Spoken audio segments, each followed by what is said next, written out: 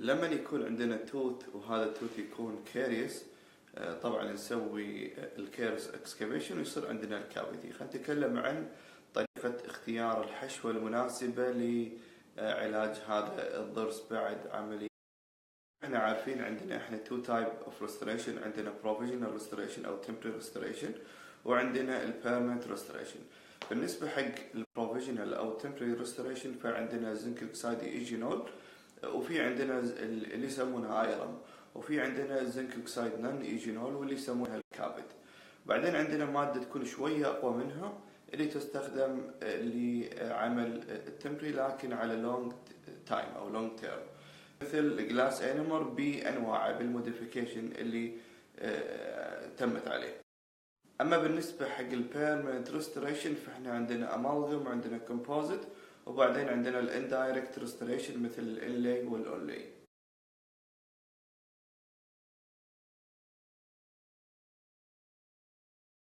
الشيء اللي يخلينا نختار حشوه على حشوه ثانيه مثل ما قلنا، اول شيء بيرمننت وتمبرري. تمبرري او بروفيشنال اذا راح نفتح الضرس مره ثانيه فاحنا نحط تمبري ما نحط بيرمننت.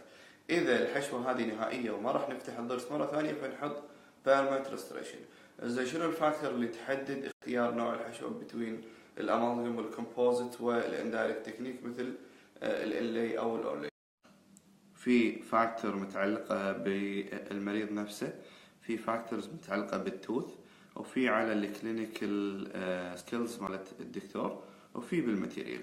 انا ما ابي اعقدكم وايد، بذكر اهم الفاكتور. بالنسبه حق الفاكتورز اللي متعلقه في المريض فحسب الاستاتيك دي مايند مالته. هل هو يحب انه يشوف اسنانه كلها بلون حلو فنحول حق الكومبوزيت، ولا ما تفرق عنده اذا كان يعني الضرس ما يبين عدل نحط له امالغم. بالاضافه الى الكوست، هل يقدر يتحمل الكوست مال الكومبوزيت عاده يكون اغلى من الامالغم ولا لا؟ وحتى للإلي والإلي يعتبر الكوست اغلى من الاذر تكنيك.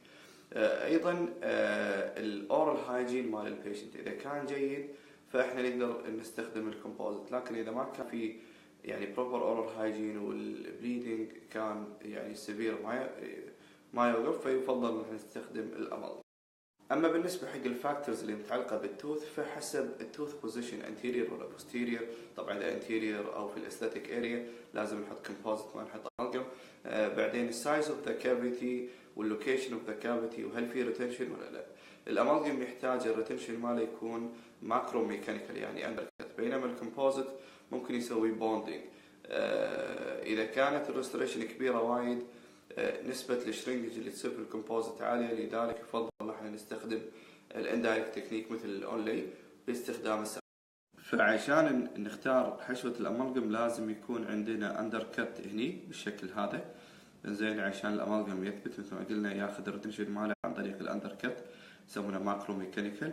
وايضا لازم الدبث يكون مينيمم من 3 الى 4 ملم حق الامالغم، او بعض الاستاديز تقول 0.5 ملم below cemento dentinal junction عشان يكون في good resistance form ويتحمل الاكلوجن. اذا كانت الكافيتي شلو فيفضل احنا ما نحط امالغم، نحط كومبوزيت عشان نتجنب هذا الشيء. اما بالنسبه حق الكومبوزيت فعادي اي دبث واي سايز، بشرط انه يكون في انامل كافي يقدر نسوي له بوندنج مع الكومبوزيت، لأن إذا ما كان في إنامل البوندنج حق الدنتين أو السمنتم لحد الحين ما هو قوي بالشكل الكافي يمسك الكومبوزيت. فإذا كانت الكافيتي فيري ديب فيفضل إن احنا نعوض الجزء العميق هذا اللي ما في إنامل زين بجلاس اينمر ونسوي ساندويتش تكنيك، وبعدين نسوي بليس حق الكومبوزيت. هذه راندمايزد كلينيكال ترايل تقارن بين السرفايفل ريت مالت الامالغم والكومبوزيت في البوستيريور ريستوريشن. شو تقول هذه الراندمايزد؟ تقول ان السرفايفل ريت في امالغم 94 بينما الكومبوزيت 85، يعني فعلا الامالغم شويه احسن من الكومبوزيت في البوستيريور تي، لكن ايضا البرسنتج عالي بحق الكومبوزيت. ويقولون ان الريسك اوف سكندري كيرز is 3 times greater for composite. لذلك الامالغم اذا قدرنا نحطه في البوستيريور والمريض متقبل هذا الشيء يكون هو الخيار رقم 1.